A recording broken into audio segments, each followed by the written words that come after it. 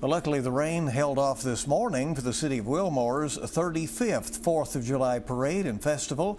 The streets were full of excitement on the celebration of the day. WKYT's Mariah Conjita was at today's event showing us the part of the parade that really had everybody talking. The mayor of Wilmore says unless people that live here are out on vacation, they are here at this parade, and that stands true. The streets are lined with people celebrating the 248th birthday of America. We have a lot of division in our world, but one day of the year we sort of all come together. Patriotism is not lost in this country, that's for sure. As soon as the parade stepped off, it was cheers and excitement to celebrate America's independence. It's a small town at its best. Mayor Harold Rainwater says 35 years ago they had to entice people to come out and watch the parade.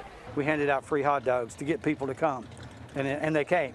But for the last few years, there's something else that gets people ramped up to come out. There's something called the Lawnmower Brigade. Yes, you heard that right. It's a group of men dressed with white shirts and ties and John Deere caps. It's unique to America. They push lawnmowers down the road and they have these little dances, and it's just a lot of fun. The parade also consisted of veterans, tractors, floats, and fire trucks. Fun for everyone. It's just good to be a part of the community and be around people who care, and especially when they're cheering, they're shouting, and there's candy. Wilmore's festivities continued after the parade with a festival, food trucks, arts and crafts, and more. The night will end with an R.J. Corman fireworks show. 2 years from now, we'll have our 250th birthday party, and Wilmore will have its 150th birthday party.